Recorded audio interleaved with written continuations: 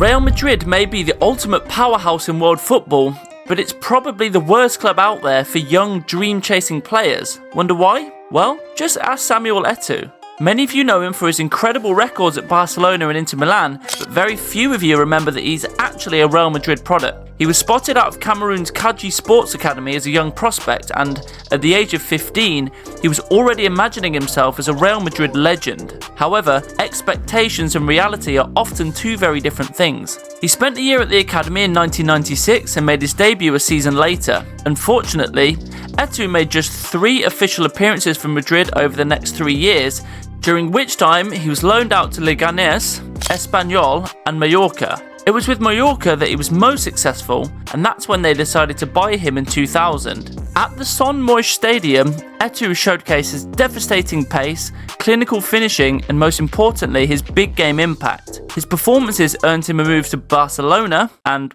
well, the rest is history. At Barca, Eto'o became one of the finest strikers of his generation, winning 3 La Liga titles and 2 Champions Leagues, scoring in both finals against Arsenal and Manchester United. But you know what the greatest irony was? Eto'o's brilliance often came at Madrid's expense, as he haunted his former club with goals, scoring 8 times against them over the next 10 years. Well, what about Wesley Sneijder? How many of you remember him in a Real Madrid shirt? We wouldn't be surprised if the number's small, as the Dutchman's time at the Santiago Bernabeu has certainly been a forgettable one. His arrival, however, was awaited with great anticipation. The Dutch midfielder was fresh from a brilliant spell at Ajax, where his creativity, long-range strikes and mastery of the set piece had made him a star. He'd scored 43 league goals in 126 Eredivisie appearances, a massive tally for a midfielder. That's why, in 2007, Real Madrid decided to pay top dollar €27 million.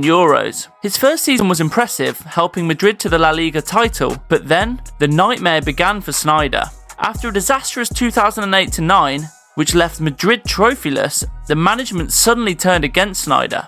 This is how he remembers those dark times. I was embarrassed to see my locker empty and my things thrown away. I went to talk to the president, Perez, but he didn't have much time. He told me, "You are not part of our plans. We want to win the Champions League." I replied, "Sir, whenever I go, I will play to win. I will win the Champions League." A few days later, Jose Mourinho called me and said, "Come to Inter and we'll win everything."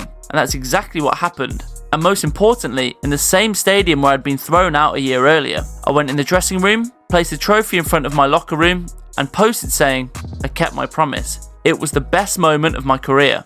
Let's see what happens in modern times. Surely, having learned from their past mistakes, Real Madrid would be better at handling their young stars, right? Well, not quite. Many of you will argue with us, yes, but they're winning trophies, who cares about a few overlooked talents? Yes, that's true, but wouldn't you like to be able to count on a player like Achraf Hakimi right now? One of the most heartbreaking departures from Madrid in recent years, he would have fitted in perfectly with Dani Carvajal currently on the sidelines. Born and raised in Madrid, the Moroccan was a product of the Real Youth Academy. He spent 10 years in La Fabrica before being given a chance in 2017. His talent was obvious: pace, defensive and attacking awareness at a very high level, and a flair for goals and assists. He was literally the perfect young and capable modern fullback. But, well, he played just 9 La Liga games over the next 3 years, and in the meantime he went on loan to Borussia Dortmund. 10 goal contributions in 2018-19 and 19 in 2019-20. Those were some figures that even prime Cafu never reached. Yes, Hakimi was him, but even those stats didn't secure him a place in Madrid.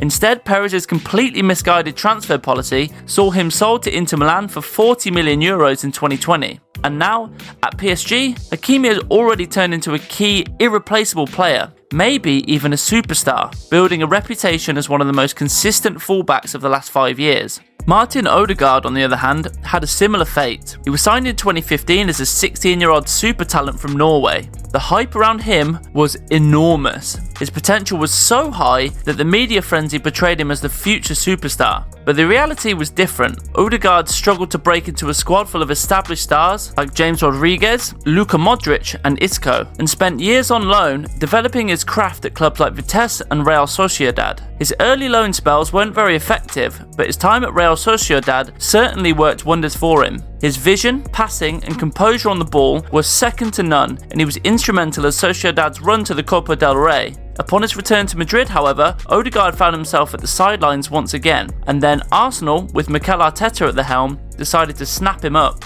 And it's safe to say that in less than 2 seasons, Odegaard finally managed to show his full potential. He is a fundamental part of Arsenal's midfield, and the Gunners struggle when he's not on the pitch. This was evident earlier this season when Arsenal went on a run of bad form just as Odegaard was recovering from injury.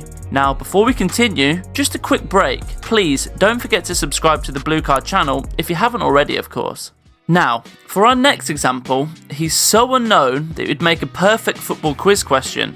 Because, yes, one of the most solid defensive midfielders in recent Premier League history, Fabinho, has actually played for Real Madrid. Signed on loan from Portuguese side Rio Ave in 2012, the 19-year-old Brazilian was initially deployed at right back. Fabinho made just one first-team appearance for Real, a late cameo in a 6-2 win over Malaga, in which he also provided an assist. Despite this, Real could not see a long-term role for him. That's why Fabinho spent 5 years at Monaco, first on loan and then on a permanent deal. In the space of just a few weeks, Fabinho went from zero in Madrid to hero at Monaco. As part of an iconic Monaco side that won League One and reached the semi-finals of the Champions League in 2016-17, Fabinho's performances caught the attention of the world, and most importantly, Liverpool's. And after arriving at Anfield, Fabinho became the real deal. A Champions League, a Premier League, his amazing contribution of scoring that goal against Man City in their title-winning season, and more, and more, and more. And yes, he would have made an era at the Bernabeu, because Fabinho was the Casemiro before Casemiro was even a part of Los Blancos. But when it comes to Arjen Robben, what a star Madrid have missed. Just to make way for the €70 million Kaká. Like his compatriot Sneijder, Robben joined Madrid in 2007 and the two shared identical spells at the Bernabeu. His first season was excellent, but after a decent second, Florentino Perez decided to get rid of him. Both were sold for a total of 40 million, Robben to Bayern Munich and Sneijder to Inter Milan, and were replaced by the last two Ballon d'Or winners, Kaká and Cristiano Ronaldo. Yes, €90 million for Ronaldo was obviously an excellent investment, but 70 million for Kaká, who alone was worth almost twice as much as the combined selling fee of Sneijder and Robben? It was a terrible piece of business, especially considering that the two Dutchmen were also younger than Kaká. Nevertheless, after his move to Munich, Robben literally became a cult hero. 8 Bundesliga titles, 5 German Cups, a treble in 2013, and a late winner in the Champions League final. What more could you ask of a winger who cost 25 million? Undoubtedly one of the biggest bargains this century. And well, the same could be said for Juan Mata. Here, the case was even more dramatic, because Mata didn't even play a single professional game for Madrid. And after spending 3 years in the academy between 2003 and 2006, Los Blancos didn't even give him a chance, but decided to offload the young playmaker to Valencia in 2007.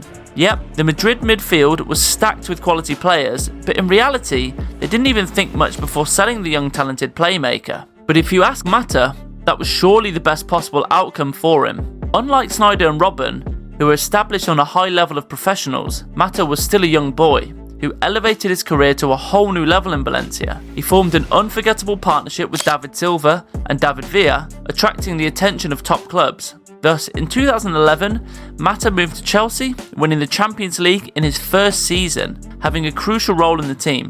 He then moved to Man United, which was regarded as a step up in his career, and expectations, however, didn't meet reality. But overall, Mata has been remembered as a top player, but in a wrong time, and is perhaps one of those names that Madrid fans don't really suffer for not given a chance. However, this is far from the case for Theo Hernandez. Yes, unlike Mata, Hernandez did make it to Madrid's first team, signing from City rivals Atletico in 2017. The dynamic left-back was seen as a long-term heir to Marcelo, but his time at the Bernabeu was anything but smooth. Limited opportunities and inconsistent performances left him on the sidelines, and Florentino Perez decided to sell him to AC Milan in 2019.